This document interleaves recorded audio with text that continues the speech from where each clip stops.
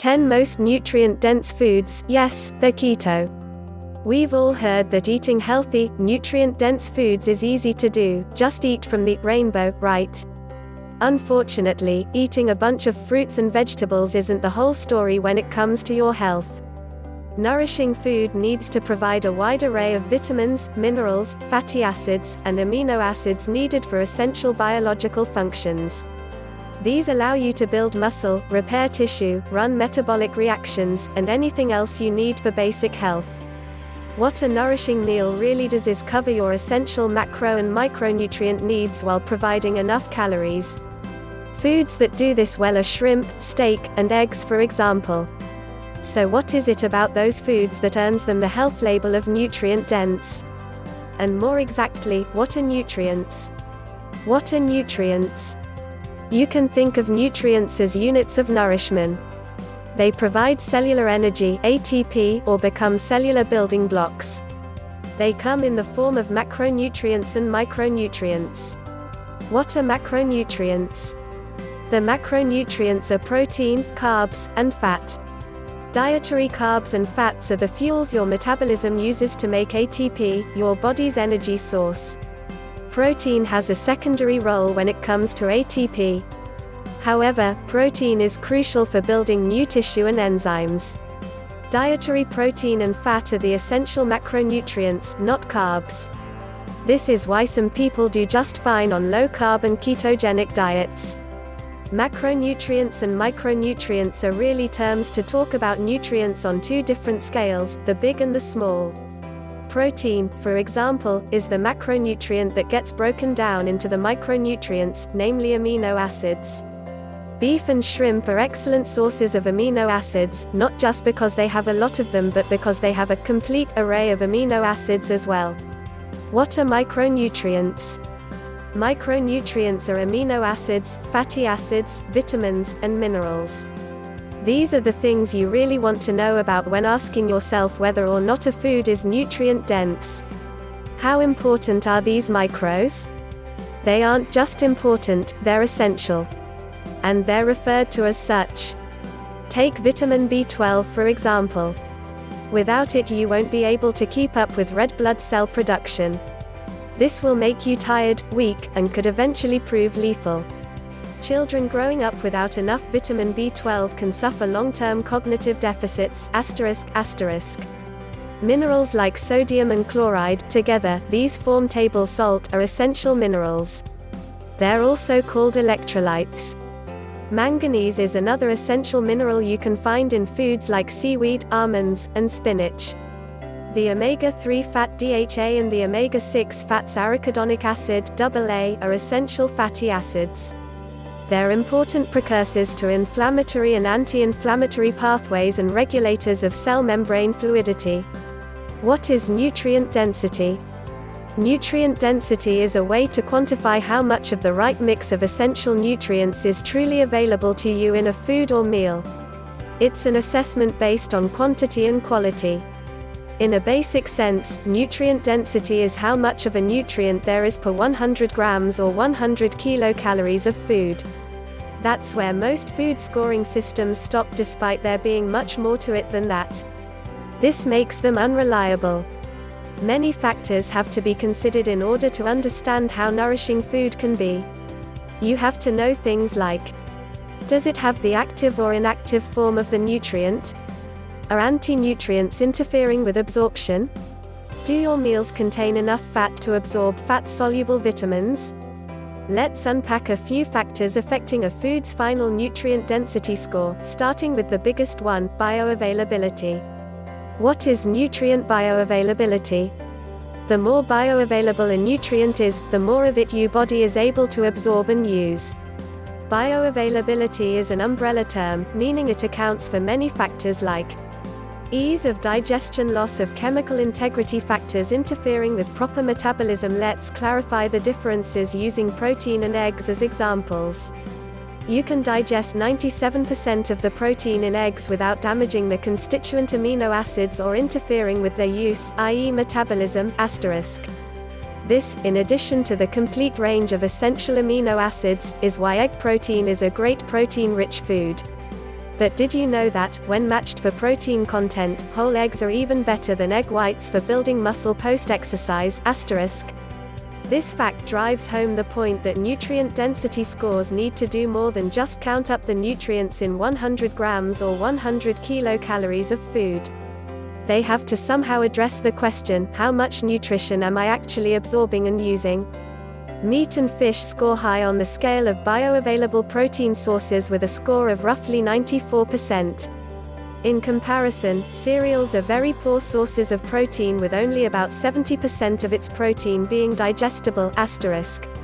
So what makes a food nutritious? That's a tricky question. There's a simpler version to get us thinking. Ask yourself, can I only live on insert food? If you can, it's probably a complete nutrient equals dense source of food. Can you survive only on avocados, for instance? Beef steaks? Chicken eggs? What about beans? If you could run that series of experiments, you'd find out that neither beans or avocados would cut it, but beef and eggs could. What explains it? For starters, in 100 grams of mixed kidney beans, there's 27% protein by calories, which amounts to about 9 grams. 22% of that isn't truly digestible, leaving us with 7 grams instead of 9. It's also low in the sulfur-containing amino acids methionine and cysteine. If beans are a major staple in your diet, relying on their poor bioavailability can lead to poor protein metabolism. This would limit any potential benefit to eating a supposedly high-protein food. Beans also lack vitamin B12, retinol, the active form of vitamin A, and the essential long-chain omega-3 fatty acid called DHA. So all considered, beans aren't a food you can really live off of. That being said, beans can still be incorporated into various healthy eating patterns. It's just smarter to rely on a bunch of eggs, salmon, or beef for your protein and other basic nutritional needs. A 2-year metabolic ward study from the 1930s in New York City was the first clinical demonstration of an all-meat, ketogenic diet being nutritious long-term. It even showed minor but obvious health improvements in both volunteers. A much more recent study put obese adults on a meat and veggies keto diet for 3 months and found at the end they basically all had healthy blood work in terms of their micronutrient status. A diet with lots of animal-sourced foods, with or without plants, appears to be a highly nutritious way of eating. That could be as simple as a surf and turf meal with some salmon, a steak and a side salad next to butter-fried potatoes. For most people, diet personalization is something to look forward to. Some of us are super picky eaters and others are more easygoing, but we should all be interested in knowing which foods are most and least nutrient dense. 10 of the most nutrient dense foods: eggs, seafood, meat, and offal are really where you'll find the highest quality, complete nutrition. Number 1, chicken eggs. Chicken eggs, 36% protein, 62% fat, 2% carbs. Arguably the highest quality source of animal protein, they contain lots of choline, 1.2 grams, 100 grams, riboflavin, vitamin B2, 0.5 milligrams, 100 grams, vitamin B12, 0.9 micrograms, 100 grams, and even some vitamin D, 82U, 100 grams. Don't throw away the yolks. Nutrient density score 9/10.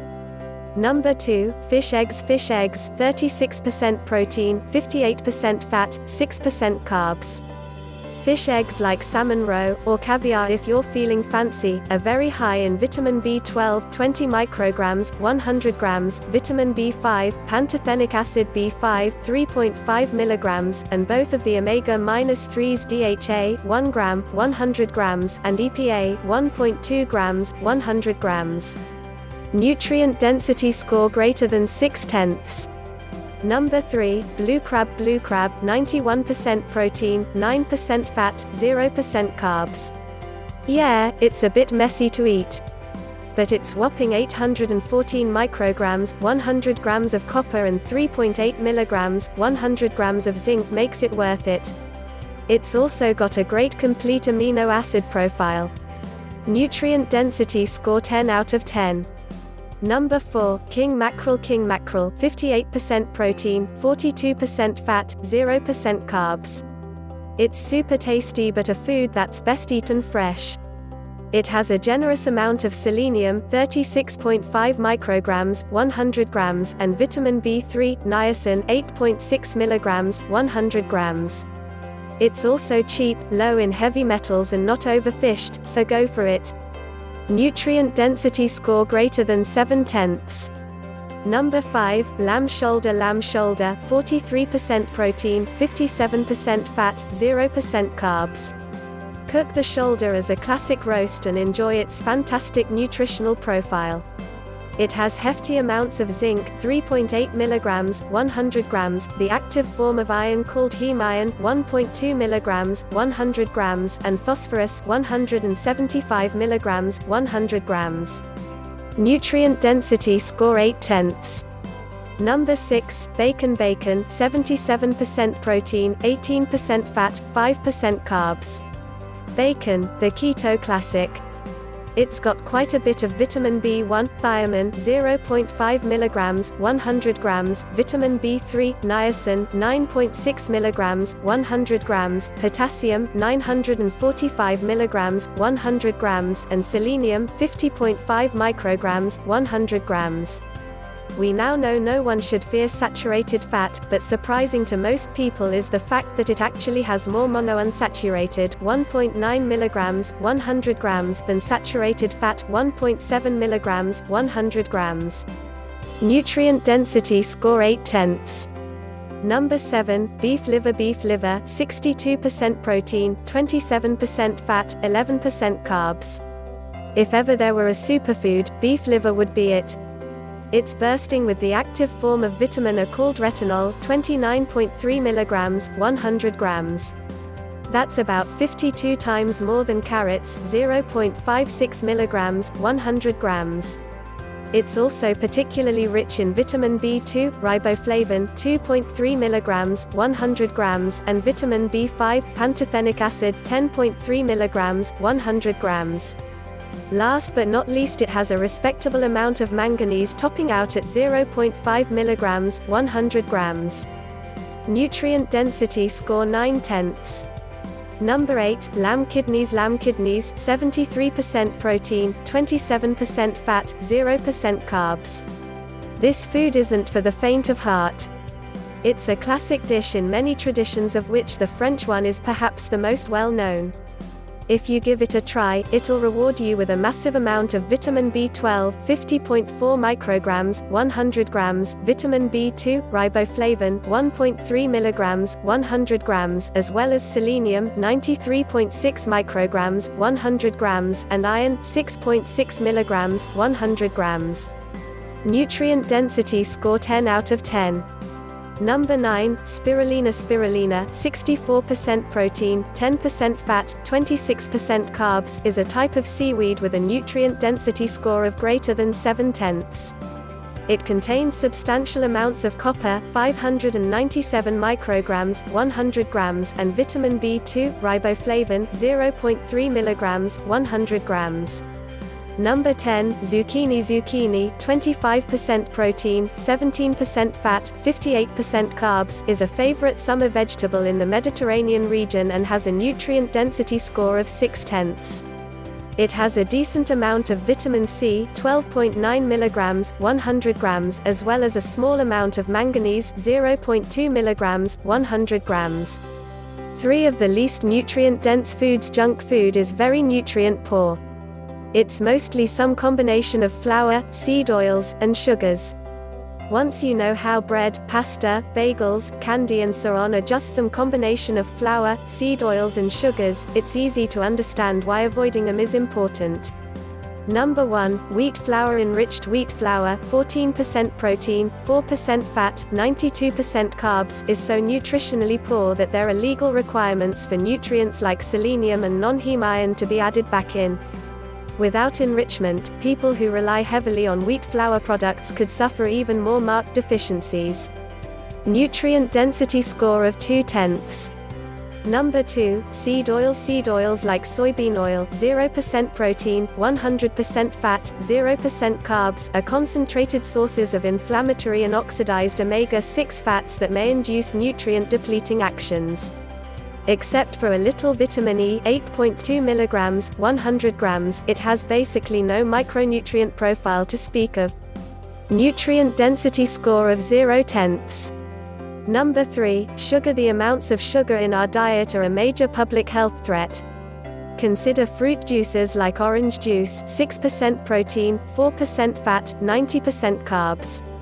Except for some vitamin C, 50 mg, 100 grams, and a modest amount of potassium, 100 mg, 100 grams, it also has no nutritional profile to speak of.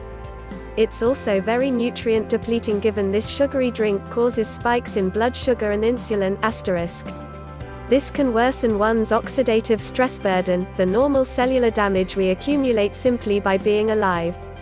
This can deplete nutrients by increasing one's need for them, like vitamin C or vitamin D *. Nutrient density score of 0.2. How can I choose nutrient-dense foods? Following a well-formulated ketogenic diet, or any diet for that matter, involves choosing nutrient-dense foods. That's a given. However, there's more to it than just inclusion. We also need to think about what's worth excluding. Some foods provoke unhealthy metabolic and inflammatory responses. This can increase the rate at which you cycle through nutrients, thus depleting your hard-won nutrient reserves. So building a truly nutrient-dense diet is a two-step process of inclusion and exclusion. On the inclusion side, you'll want to focus on those foods that are the most complete, dense sources of macro and micronutrients. This tends to come from animal-sourced foods. When incorporating plant foods, prioritize things like avocados and berries rather than bread, pasta and fruit juice. You get the idea. On the exclusion side, you'll want to dodge those inflammatory foods or those causing poor metabolic responses. They can cause antioxidant depletion, for instance, which then increases your need for micronutrients involved in the antioxidant activity. The foods to avoid typically come down to being full of omega-6 seed oils, e.g. sunflower oil, flour, e.g. wheat flour, and added sugars, e.g. soda. Those items are in nearly every meal nowadays. So the two-part checklist for ensuring your diet is nutrient-dense is pretty simple. Exclude. No omega-6 seed oils, e.g. sunflower oil, no flour products, e.g. bread, no added sugars, e.g. soda. Include. Lots of animal-sourced foods dominating your plate, e.g. pork, lamb and dairy food.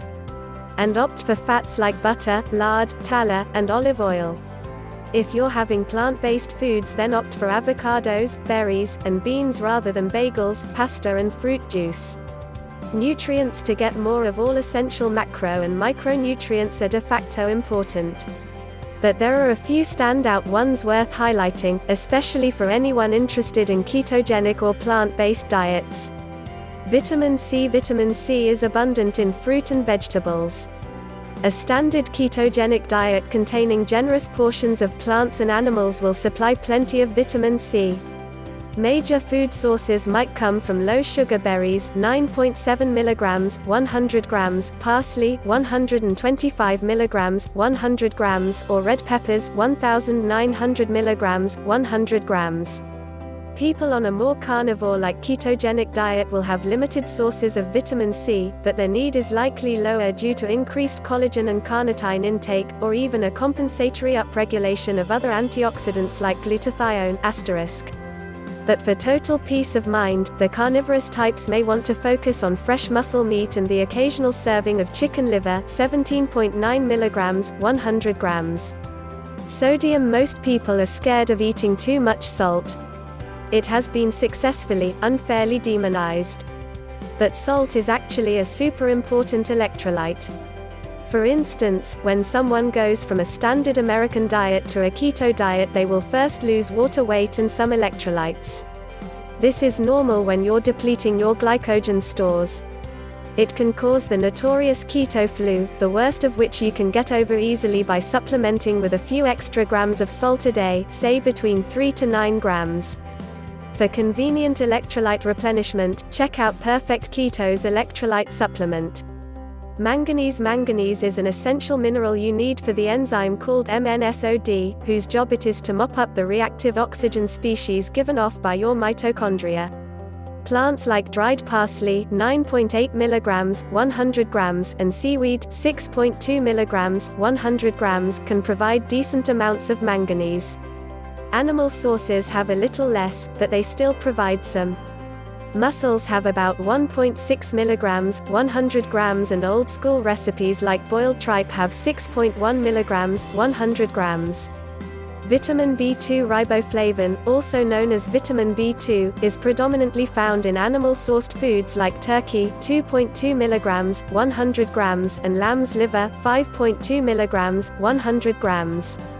It can also be found in plants like seaweed 2.8 mg 100 grams.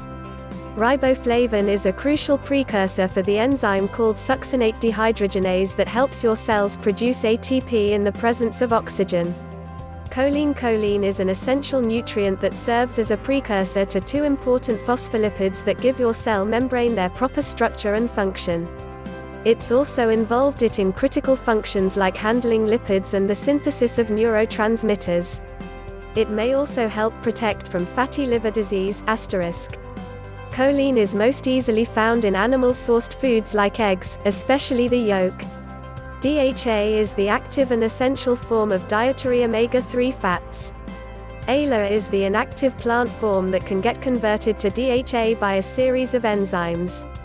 Humans, however, are very limited in their capacity to do so, as only 4% of ALA can get turned into DHA**. Seafood is a particularly rich source of DHA, such as salmon 2.2 grams 100 grams, mackerel 5.1 grams 100 grams, and oysters 672 milligrams 100 grams. In comparison, 100 grams of ground flax seeds will only yield 680 milligrams of actual DHA from 17.1 grams of the ALA plant precursor form. That's merely 4% efficiency. The takeaway: eat for nutrient density. Understanding what makes food truly nourishing is like a diet superpower. No matter how your diet evolves, you'll always be able to pick nutrient-dense options. People trying to follow a well-formulated ketogenic diet can benefit from learning more about nutrient foods and getting inspired by some recipes. You can learn more about your food with Theyre Keto and low-carb food search engine that has over 4,000 items scored with the nutrient density score, keto score and insulin index.